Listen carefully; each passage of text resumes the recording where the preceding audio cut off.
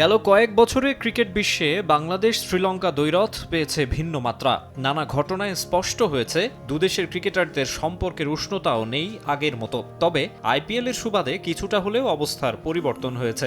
একই দলে মোস্তাফিজুর রহমান আর মাথিসা পাথিরানার খেলা নিয়ে নানা জনের নানা রকম মত ছিল। লঙ্কান পেসারের কারণে একাদশে নিয়মিত জায়গা পাবেন না ফিজ, এমন কথাও শোনা যাচ্ছিল। তবে আইপিএলে দেখা গেল ভিন্ন চিত্র। দুদেশের দুই তারকার মধ্যে গড়ে উঠেছে বন্ধুত্ব। চেন্নাই সুপার কিংসের বিভিন্ন ভিডিও আর ছবিতে যার নমুনা দেখা গেছে।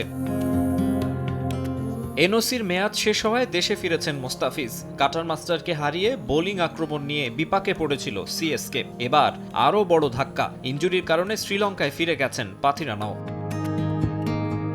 তবে দেশে ফেরার আগে মহেন্দ্র সিং ধোনির প্রতি মুগ্ধতার কথা জানিয়েছেন লঙ্কান স্পিড স্টার। আইপিএল ক্যারিয়ারে ভারতীয় কিংবদন্তির পরামর্শ কতটা কাজে দিয়েছে বলেছেন সেটাও। এমএসডিকে বসিয়েছেন অভিভাবকের আসনে।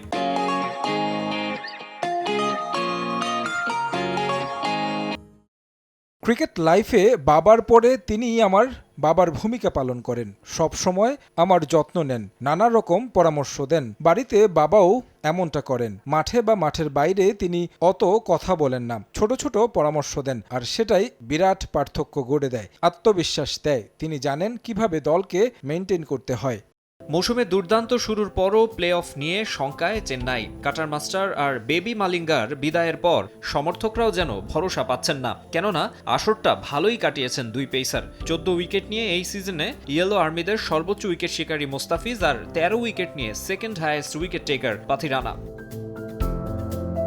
দেশে ফিরলেও ধোনির প্রতি শ্রদ্ধা জানাতে ভোলেননি মোস্তাফিজও। এমএসডির সম্ভাব্য শেষ আইপিএলে তার হাতে আরও একটা শিরোপা দেখার আশা দুই সতীর্থের।